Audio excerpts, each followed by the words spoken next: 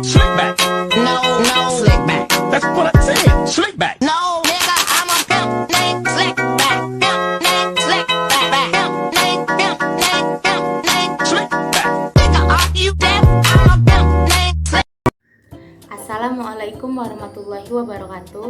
Halo semuanya, perkenalkan nama saya Anggun Lestari. Saya dari kelas 1D Program Studi Manajemen. Pada kesempatan ini, saya akan mempresentasikan hasil makalah saya yang berjudul Menulis Karya Ilmiah. Di sini saya akan menjelaskan beberapa hal yang berkaitan tentang karya ilmiah, seperti apa itu karya ilmiah, apa saja jenis-jenis karya ilmiah, dan bagaimana penulisan karya ilmiah yang baik dan benar. Silahkan disimak baik-baik ya. Baiklah, langsung saja ke pembahasan yang pertama, yaitu pengertian karya ilmiah. Apa sih itu karya ilmiah? Karya ilmiah adalah tulisan yang berisikan ilmu pengetahuan dan kebenaran ilmiah yang disusun secara sistematis menurut metode penulisan ilmiah dengan menggunakan ragam bahasa resmi. Adapun penulisan karya ilmiah memiliki tujuan, yaitu yang pertama, karya ilmiah bisa menjadi wahana untuk melatih ide.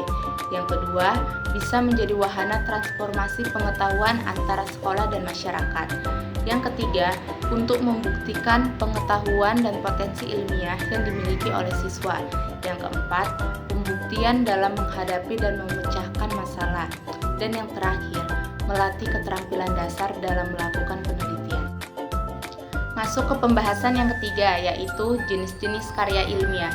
Secara umum, karya ilmiah di perguruan tinggi dibedakan menjadi 6, yaitu yang pertama, makalah. Makalah adalah karya tulis ilmiah yang menyajikan suatu masalah yang pembahasannya berdasarkan data di lapangan yang bersifat empiris dan objektif. Yang kedua, skripsi. Skripsi adalah karya tulis ilmiah yang mengemukakan pendapat penulis berdasarkan pendapat orang lain. Yang ketiga, tesis. Tesis adalah karya tulis ilmiah yang sifatnya lebih mendalam dibandingkan dengan skripsi. Yang keempat, disertasi.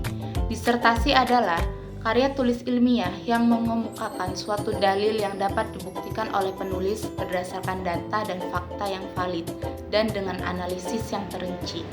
Yang kelima, laporan. Laporan adalah suatu tulisan yang dibuat oleh seseorang setelah melakukan penelitian, pembacaan buku atau referensi yang disusun berdasarkan data dan penilaian secara objektif. Yang keenam, buku atau diktat. Buku atau diktat juga merupakan bentuk tulisan ilmiah yang memberikan informasi faktual tentang suatu disiplin ilmu. Pembahasan yang keempat yaitu sistematika penulisan karya ilmiah. Sistematika penulisan karya ilmiah pada umumnya terdiri dari 3 bagian utama, yakni pendahuluan, isi, dan penutup. 1. Pendahuluan. Pada bagian ini berisi halaman judul, halaman pengesahan, kata pengantar, abstrak, daftar isi, dan daftar tabel. Judul merupakan nama yang menggambarkan masalah yang ditulis. Harus dirumuskan dengan jelas, singkat, relevan, tetapi tidak provokatif. Halaman pengesahan berisi persetujuan dari pembimbing atau lembaga yang bersangkutan. Biasanya dibuat sebagai bukti bahwa sebuah makalah tersebut sudah disetujui. Kata pengantar. Kata pengantar biasanya berisi tentang pernyataan penulis untuk pembaca. Abstrak. Abstrak dapat diartikan sebagai rangkuman singkat dari sebuah dokumen, baik berupa laporan penelitian, artikel, disertasi, dan lembar kerja. Daftar isi.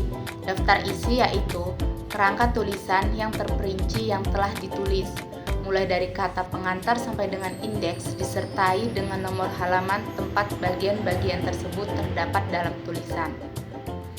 Dan yang terakhir, daftar tabel. Pada gambar dan lampiran, jika menggunakan daftar tabel, gambar dan lampiran harus cantumkan nomor urut dan halaman yang jelas. 2. Isi. Pada bagian isi, pada umumnya berisi pendahuluan, landasan teori, metodologi penelitian, laporan penelitian, kesimpulan, ulasan, dan implikasi.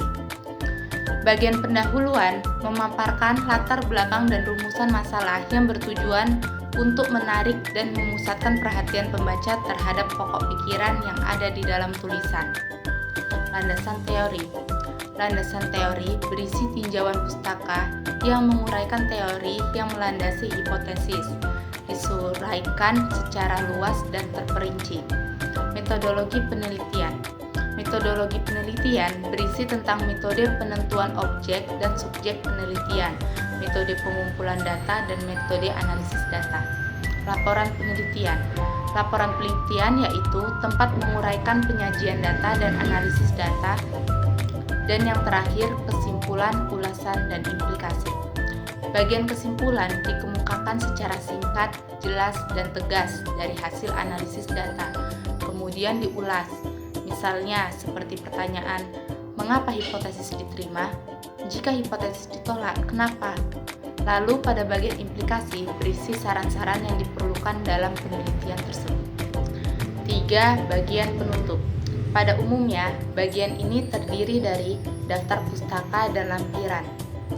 Daftar pustaka disebut juga bibliografi, merupakan sejumlah sumber yang digunakan penulis dalam menyelesaikan tulisannya. Sedangkan lampiran biasanya disusun setelah daftar pustaka dan sebelum indeks, dengan memberikan tulisan lampiran, nomor urut, dan judul lampiran. Lampiran berisikan tentang tabel-tabel, gambar-gambar, bagan, peta, dan lain-lain yang tidak tercantum dalam teks.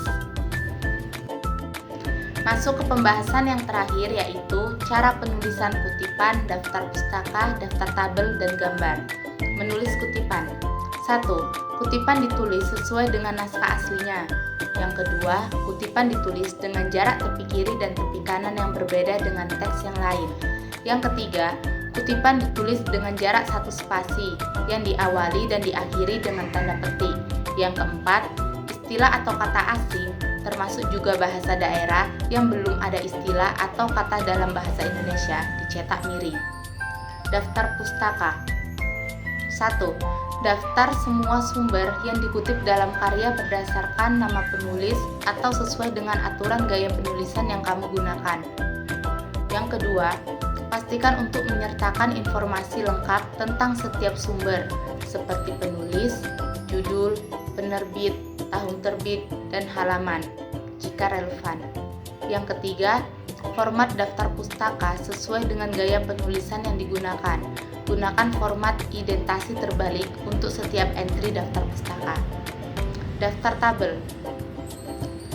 Jika memiliki tabel dalam karya ilmiah, buat daftar tabel yang mencantumkan nomor dan judul dari setiap tabel yang ada. Biasanya, daftar tabel ditempatkan setelah daftar isi dan sebelum teks utama karya. Beri nomor untuk setiap entry dalam daftar tabel, sehingga pembaca dapat dengan mudah menemukan tabel yang diinginkan.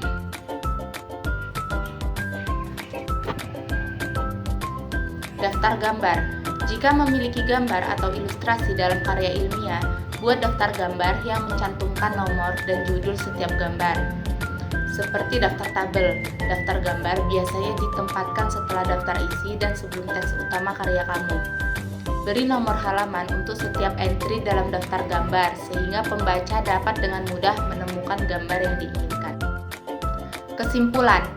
Berdasarkan dari penjelasan yang sudah saya sampaikan, dapat ditarik kesimpulan bahwa karya ilmiah adalah laporan tertulis dan dipublikasikan yang memaparkan hasil penelitian atau pengkajian yang telah dilakukan oleh seorang atau sebuah tim dengan memenuhi kaidah dan etika keilmuan yang dikukuhkan dan ditaati oleh masyarakat keilmuan. Adapun cara penulisan karya ilmiah yang baik adalah objektif, pola berpikir deduktif induktif, dan sistematika yang benar. Baiklah, di sini saya akan memberikan 5 pertanyaan terkait dengan karya ilmiah yang sudah saya jelaskan tadi. Pertanyaan yang pertama yaitu, tuliskan pengertian karya ilmiah. Pertanyaan yang kedua, sebutkan ciri-ciri dari karya tulis ilmiah. Yang ketiga, apa tujuan dari penulisan karya ilmiah tersebut? Yang keempat, apa perbedaan dari skripsi, tesis, dan disertasi? Dan yang kelima, apa saja sistematika dalam penulisan karya ilmiah? Demikianlah presentasi dari materi menulis karya ilmiah yang dapat saya sampaikan. Saya mohon maaf apabila terdapat beberapa kesalahan kata yang saya ucapkan. Saya akhiri, wassalamualaikum warahmatullahi wabarakatuh.